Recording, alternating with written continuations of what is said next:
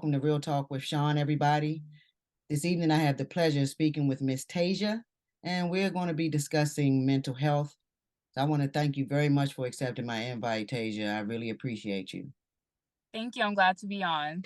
Before I even get into my first question or ask my first question, I have to let you know how strong of a Black woman I think you are.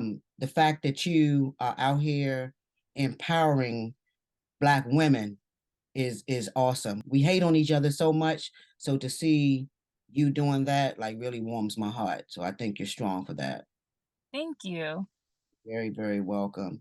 When I saw your page, I know you said that you were on a healing journey. So Yes. what a healing journey is and what that entails.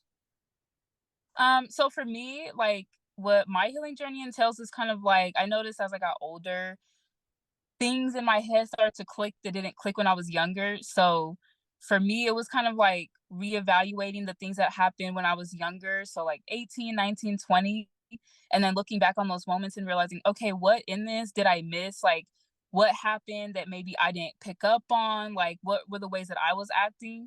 And so I reflect a lot on things that happened in the past and I try to use it and apply it to the future.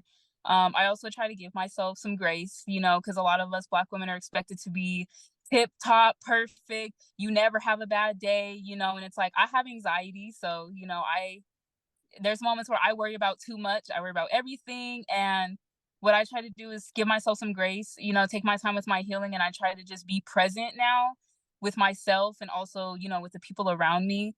And I also try to get my boundaries out there when it comes to like my healing and people that I want to surround me while I'm in my healing journey.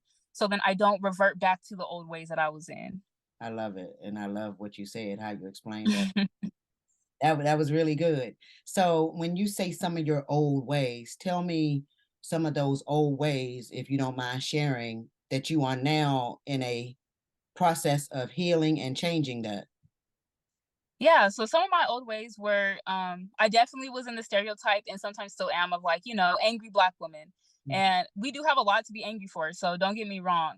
But but I didn't want that to be my all defining moment. Like that is what for me was like, okay, like this my mom's mom did this, my mom was like this, and I wanted to break that habit where I respond solely with anger instead of thinking about, hey, what's another way where I feel someone has disrespected me or they didn't treat me the way I want, and I can let them know about the actions that they've done. Like, hey, this hurt me without having to always snap off and go from 0 to 100. That is something that I had to learn because I did do that a lot when I was in my I'm still in early 20s. I'm 24, but like 20, 21, 22, 19, I was still in that phase of like, I'm angry at everything. I'm angry at the world. Um, and I had to learn how to like say what I need to say without having to insult people, snap off, again, going from zero to I had to learn that. And that's hard. That's so hard. It is hard, and I like the fact that you actually recognized it. Not only did you recognize that you're putting forth the effort to change that, because you are, like you said, you're still young, but the earlier you get it, the better you're going to be. So I mean, that's awesome that you even recognize that. And I heard you mention, your mother, I think, and your grandmother, if I'm not mistaken. So do you believe that upbringing Mhm. plays a part in that? Yeah, I definitely do because I just felt like if we go back to slavery, like there's just so many generations of hurt, so much hurt that's just passed down because a lot of us, a lot of our parents are, I'm just teaching you what I knew or what my parents told me. And a lot of people are not looking at what their parents taught them and being like, hey, like I get you are going through these certain things, but this is not right. This is not the right way to handle stuff. And that was passed on to generations where I guess generations that we're in now, we're looking back and we're like, this wasn't right. This wasn't something that we feel like you guys should have did. Like I understand why things were passed down, but at the same time, it's time for change. So I don't like that all the hurt has been passed down. So it's like I have my mom's hurt and the hurt before me on top of my own personal hurt as a Black woman. And we use that and put that in our kids and future generations. job, my young black woman. You're right. You're right about that. I mean, because I believe the same thing. I believe that, all of this, even though slavery was so long ago in our minds, Mhm. as it's been passed down from generations, that some of us are still lost and we're still stuck in that mentality or mindset of the old way, the old black women. So I love the fact that you're acknowledging that and putting that out there, because I think that not only your generation, a lot of my generation need to hear that. So I think that it's really good that you are cognizant of that and spreading that education around, because we really need to change and grow. Do you feel that self-love has something to do with mental health? Mental health. Oh, I definitely believe self-love definitely has, like, a lot to do with mental health. I feel like the way you feel about yourself does impact your mental as far as, like, your everyday. Because I feel like if you feel like, "I don't feel like I'm a good person. I don't feel like I'm gonna amount to anything," and you kind of, like, trick yourself in your head into doing that. Because I feel like words are definitely powerful. So it's like, if I don't believe in myself and I don't believe that I can do big things, then my mental health is gonna reflect, "Oh, you said you can't do big things? Okay, you're not going to do big things." And that's usually what happens. And it's not until you change your mindset of yourself, and then you have to take risks, put your foot forward, try to let go of some of that anxiety, and then you start to realize, oh, I can do a lot of stuff. And that's what I realized on my personal healing journey. Right. As long as you keep that mindset and keep that mindset growing and evolving, I definitely believe you're going to be a powerful force to work with out here in this on this earth. And I believe that, like I said, one thing about you that I noticed that a lot of us don't do is empower other people. That you too can do this. You too are not what people think of you, as long as you don't think that way yourself. Because I Mhm. noticed that you speak a lot about Right. black women, and black women in particular. The fact that we hate on each other, the colorism. So I hear you saying that you're for black women, but in particular, you like to speak about the dark black woman. Hmm. Tell me about that and what brought you to that perspective. What made you want to love on the dark black woman? So growing up, like, you know, growing up as a dark skinned child was, whew, the world was not as, I guess it's somewhat nicer. The world was not as nice. And I used to get bullied by a lot of people just, because of my skin color being darker. I actually more so remember being bullied by a fellow black man who was as dark, if not darker than me. And he set the tone for a lot of other people in my middle school to be like, oh, well, if he's doing it, then I can do that too. And it created the angry black woman, because I just was like, I don't understand. This is what the color I was born with. I don't understand why it's a problem.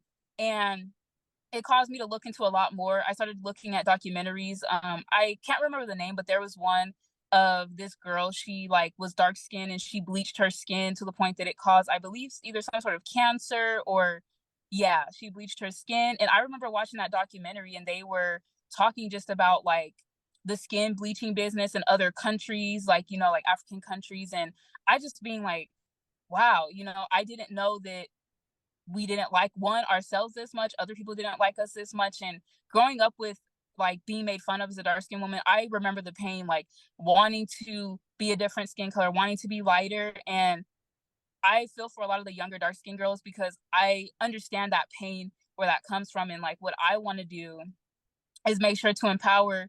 And what I wish that, my mother, because both of my parents are chocolate. Like I'm chocolate, my parents are chocolate, my sister's chocolate. And I just wish that there was more like, hey, let's instill that you're beautiful the way you are.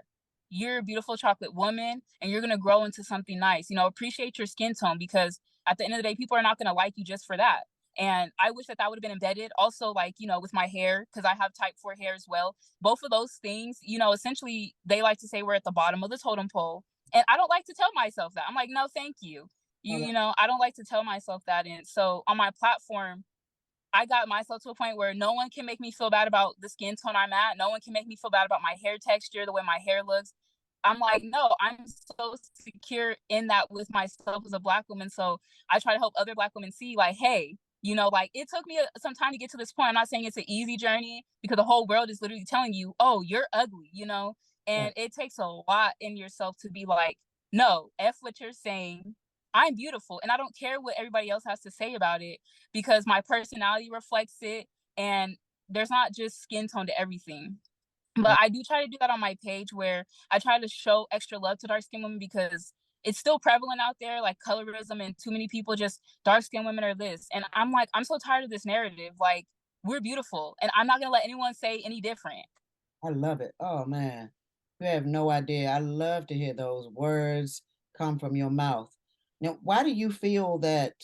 First of all, before I ask that question, what is type 4 hair? Because I've heard, Um, I'm a little, I'm a little older, so I'm getting used to this type 2, type C, type 4. Like, what is type 4 hair? so essentially there's like the hair typing system. So there's, I believe, from 1 to 4. So type 3 is like what I would say like mixed girl type of hair, like very like bigger ringlet curls. And I have type 4. So type 4A, which is like um they're not the kinky curliest, but they're still very curly, like very tightly curled. They're not coils yet, but like type 4 where it's like very thick and like coarse, if you like to say that, and just really kinky curly. Right. So that's my hair type.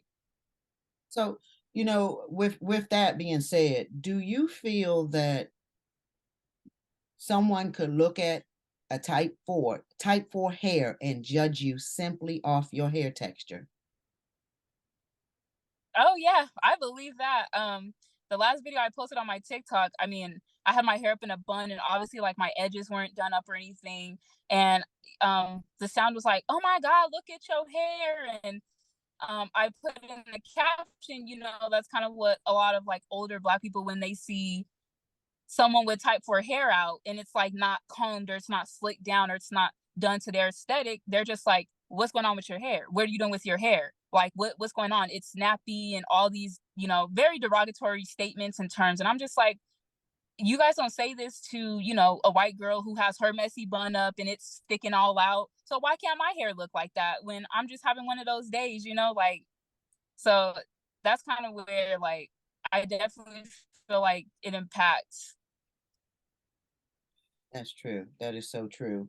So why do you feel that we are judged by the lightness or darkness of our skin? What in your opinion, what do you think that's about? Not only what do you think it's about, why do you feel we do that as Black people to one another? That's a good question. Um, I feel like I'll say particularly just the first part why I feel like um we get judged based on the color of our skin is I just think people don't they fear what they don't know. Mhm. And I also feel like it can tie into, like certain biblical references as well, which a lot of people would be like, what?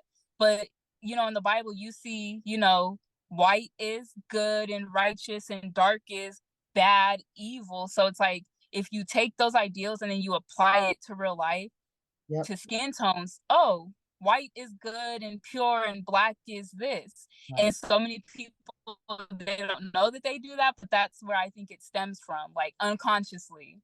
Yeah, I can definitely see that because I mean, it is from the Bible to the dictionary. White is pure, and black, well, the darker is dark. It's bad. It always has a representation of being bad. And now we in turn have turned around and we use that against one another and shun a darker skinned person.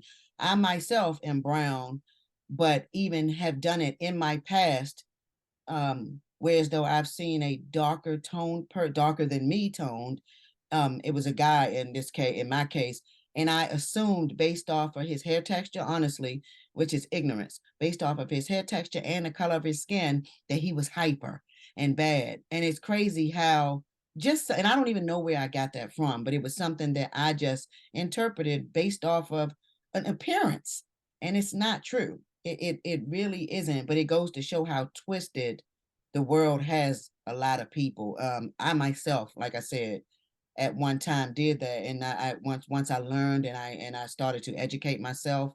you know better, you do better. So of course I no longer think like that. I'm more on a page of like empowering our people to know who we are, especially darker tone, Right. all of us, but especially a browner tone, because I mean, we're we're we still have a slave mentality to a certain extent. So Yeah. you know, I definitely, that's why I love what you said, and that's what resonated with me when I saw you and made me want to invite you, because I'm like, here, this is a young black woman doing her thing. Like, and I also heard you say that you choose to kind of not address your haters. You don't address people that have negative comments towards some of your stuff. Why do you feel, or not why do you feel, why don't you address them and put them in their place? Like, why do you choose to kind of let them think what they think it is? That's your thought. I know who I am. I will say in some, depending on what it is, like some stuff I do definitely like. If there's a comment that I'm like, this, I don't like this, then I will respond to it. But as far as like who I am personally, I just got to the point in my healing journey in my life that it's like I'm not here to argue with anyone about who I am and what I stand for. And like if I tell you that, my favorite color is purple and someone's like, no, but you wear black all the time, your favorite color is black. And it's like, no, I'm not gonna argue with you about my favorite color. This is what I said, so this is what it is.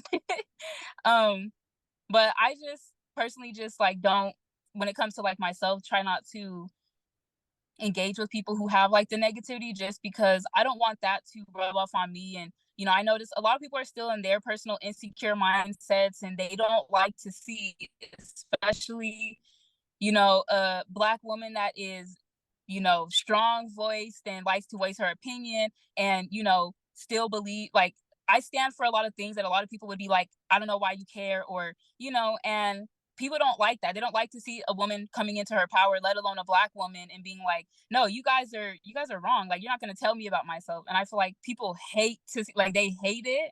And that's what fuels me, because I'm like, I'm glad that you hate it, but I love it because I know there's someone out here that needs to hear what I say, essentially. Right. No, there are.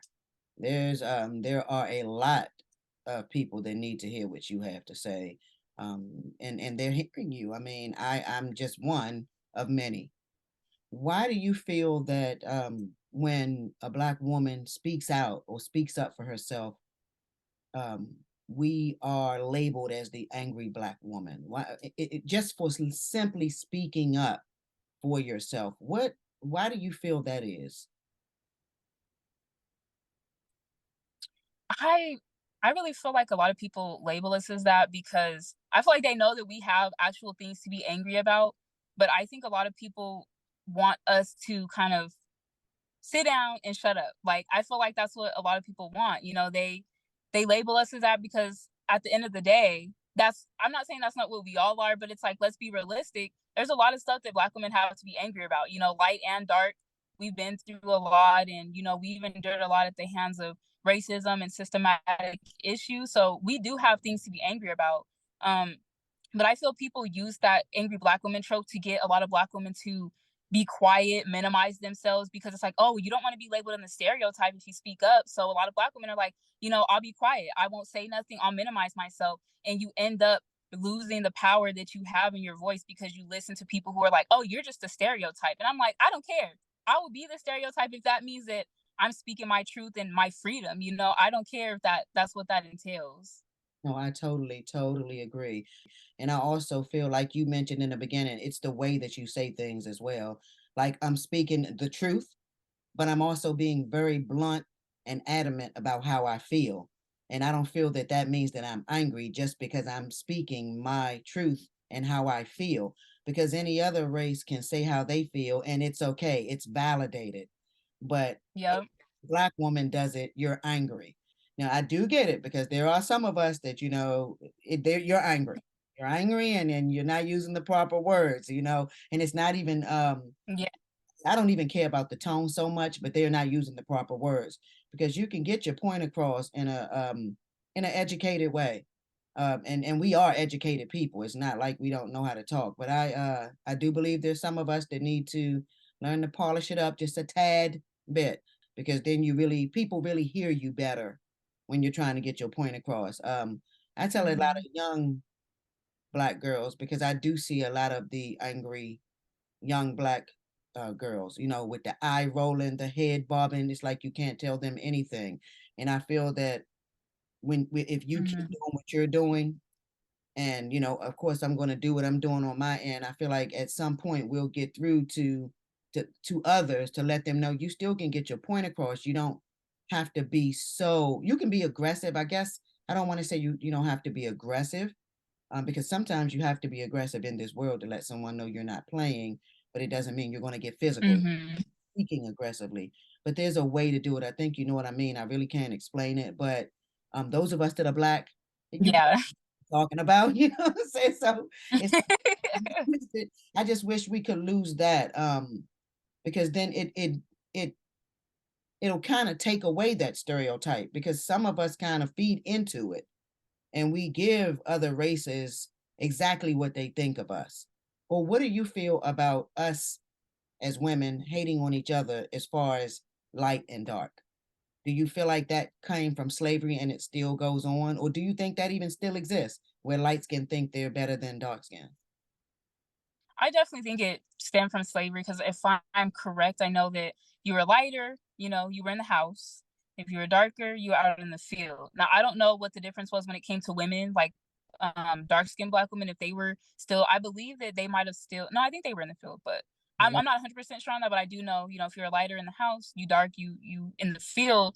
So that already created a kind of complex with a lot of people where, oh, like I don't have to be outside doing this, like I'm here. And so like that just kind of took its way through the generations. And so now a lot of people are still upholding those ideals, Mhm. which where it comes to just, and even now I don't know why people are still upholding the whole light skin is better. And I think it's just the proximity to whiteness, that's what it is, but not essentially like, oh, I'm better. It's more so that you have a little bit more privilege, so you think you're better because you're closer to whiteness than I am.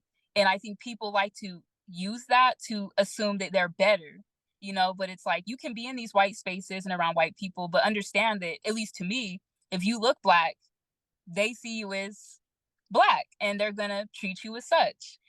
So Absolutely. I do agree with that. What do you feel about when people say we need to get over it? We need to stop living in the past. None of that exists. Slavery was back then. We as blacks are equal. What do you feel about that part? that irritates me when I hear that, especially with colorism, because like you can't tell me it doesn't exist when I constantly still have to deal with it. So that's one thing. As far as slavery, a lot of slavery is over, in terms of like people actually being chained up, but let's not say that we're not still a slave to something, as far as like the way like black women in the workplace, right? I can't be a quiet black woman. They want me to be talking with them, or else they get intimidated, they get threatened because, oh, you're not talking to me. That means you don't like me. You're hurting my feelings. Yeah. That's one thing. Then we get to black men and it's like they're automatically just, you're seen as a threat all the time. You should be playing ball, basketball, football, whatever, some sport. And that's what it is. So it's like we do have freedom, but it's like it came with a cost where there's still so many things in place to keep us down. Even when we try to get up there, and a lot of us do, but there's still so many things in place. So it doesn't matter that slavery ended a long time ago because there's still so many. It's just like repercussions of that continue to happen. All the systematic racism, like that continues to happen. Microaggressions, especially, is a big one. That's a very big one, and you're absolutely right about that. And I mean, all of these things that we're discussing really ties into mental health, and that's why I brought it up. I mean, and of course, I got all this from her page, because on her page, and we're going to get her information at the end of the conversation. But all of these things that she and I are talking about really tie into mental health, because it does affect your mental health. Pretty much everything can affect your mental health, but these really do affect the mental health. In our cases, we're talking about as black people, or mostly black women is what we've been discussing, but it affects blacks in general. That's why I made the topic mental health. So what do you feel like is going to need to happen for us to finally, as a people, like wake up and really realize who we are and really embrace and love ourselves? Ooh, that's another good question. I think that I really feel like it starts from healing within like the family units, because I feel like a lot of things stem from there. Like I said, like I get a lot of the stuff from, my mother and then her mother, and you just can go back. And I feel like starting with the family units, making them strong again. So, for a lot of the single parent households, that means like, I feel like having conversations about, being realistic with with parents, and having conversations about, hey, like this is where I'm at when it comes to my life. This is how I feel when it comes to like the things I felt like as a parent, you didn't do, maybe you did do. And then also vice versa. And like having these conversations is like, because we all know there's a lot of things in the Black family unit that are very broken. And I feel like that's where it starts, because um if we look at single mothers and if they have daughters, it's a mom figure, but because of not having that father figure present. And, sometimes some Black moms are not the best when it comes to their Black daughters. I Yeah. already have a skewed perception now when I'm coming out my family unit. And then same for, Black boys, like they need the fathers, and the fathers need to be present. And I feel like the family unit as a whole needs to step up, because that's where we're lacking. Like it starts where when you get raised, it starts when you're a kid. All of this stems from that. And I feel like that's what needs to be fixed. But now that we're adults, now it's, you don't have the whole excuse all the way to be like, well, it's my parents, my parents. Like, yes, it's your parents, but you're grown, so now you have tools and resources and people out there that can help you. So I feel like a lot of people need to really take their healing seriously, and like actively try to help themselves and better themselves. And then I feel like when people look inward to themselves, I feel like the community can start to rise up, because I can't take care of you until I take care of me first. So I take care of me, I pour into me, then I can pour into others, and then it can go, vice versa, and then we can all rise up. But Yeah, that's why it plays into the mental health. that's so true. And it's so what you just said, all of it was powerful and absolutely true. It starts at home. It starts with the family and us healing as a family. And then after that, or if that does not happen, at some point you have to realize, like you said, for us who are grown, you really can't. You can do it, but it's not going to help you to keep looking back. You have to learn to heal yourself from within and move forward. And I like what you really said at the end about healing yourself and then going back and helping others. Because I believe that if all of us do that, or enough of us do that, and we start to reach within our community, then we can pull the rest of them up. And I think that would make us stronger as a community. And mental health will definitely better, because if we have a healthy mental health, then we will know who we really are as a people and learn to rise up above what people think we are, or what we Yeah. even in a sense think we are supposed to be, because we, some of us, like I said in the beginning, are brainwashed to what we become, what others feel we should be, and meaning white people, because they're the ones that kind of set the tone. And so we are kind of living the life Mhm. that they told us. They put us in our place of who they feel we should be. And we're so much more. We're so much more Yeah. as a people. So what made you decide to take your story, your mental health journey, and all of who you are, the strong Black woman you are, to TikTok? It started with essentially like, I was in a toxic relationship, and I got out of there. When I was in it, I didn't know my self worth. I didn't know about the other side of life, like healing and all that. I wanted it. I remember like being able to like try to grasp it, and I was like, but I'm in this situation where I can't. And so once I removed myself from that relationship, I started to really look inward in a different way, because I didn't have to worry about this other person. And it made me want to talk about my story, like just what I went through with him, because I was like, I got out of there like tooth and nail, like Yeah. I got out of there tooth and nail, and I just wanted to share my story to be like, hey girls, like this is how you need to avoid these toxic relationships.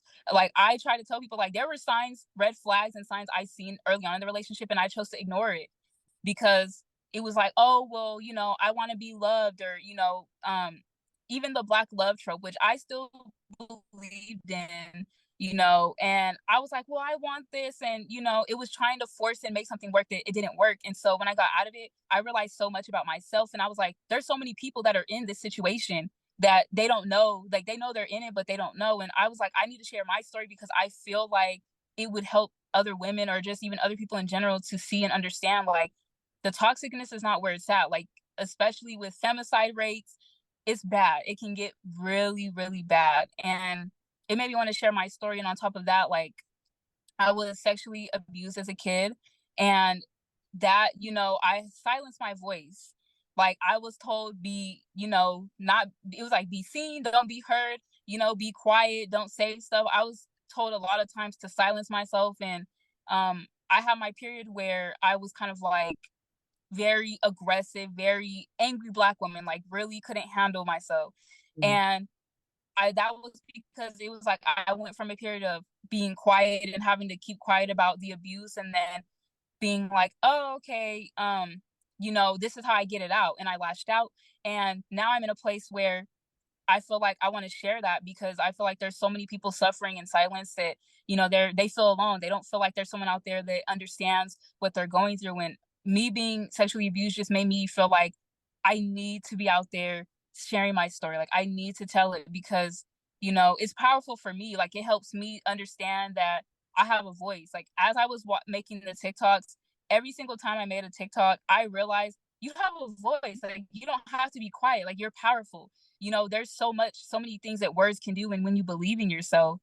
There you go. And that's what I told myself as I was making the TikToks. And that's where I'm at now. Like, I make them to let other, whether it's women, people, whoever, understand that, if you relate to my videos, like, you have a voice, and you get to speak up against the things that have hurt you, or any abuse that you endured. And you don't have to stay in that mindset. You don't have to stay a victim. You don't have to let that define you. You get to grow, and you get to be better, and then you get to set boundaries with people, and people don't like it, you get to cut them out your life. And And so good when you yeah, do it. It feels so good. Like it you, does. that is so, so powerful. Um, I'm sorry to hear that that happened to you, but I love how you rose from the ashes up to who you are now, and you're going to grow to be, because you're constantly going to grow because you're allowing yourself to. And so I'm very proud of you for coming out of the domestic abuse, for actually speaking out, about being sexually assaulted. So I'm so glad to see you're in a headspace that you're in now and growing. And that makes me so happy to hear that. And like I said, I am so proud of you because you could have folded and not use your voice. So the fact that you're using that voice, I'm telling you, you're getting through to a lot of women. I'm pretty sure some men as well, because you're not excluded. Men have mental health issues too, and some of the same issues that women have, because we're all human. And you're probably getting through to other races as well. It's just not just blacks, especially with some of the topics you touch on. And I implore you to continue to do what you're doing out here, because you're making a difference. And I love people that give back. We need more of you out here. So yeah, please keep doing what you're doing. And tell everybody where they can follow you, all of your social media information. Y'all, listen, before she gives that to us, follow her. When I tell you, you're gonna love her page, and she spit facts. She spits truth. She says what's on her mind. Um, it really resonated with me, and that's why I asked her to please be a guest on Real Talk. Y'all follow her and support this young black woman doing a damn thing. All right, tell everybody where they can follow you.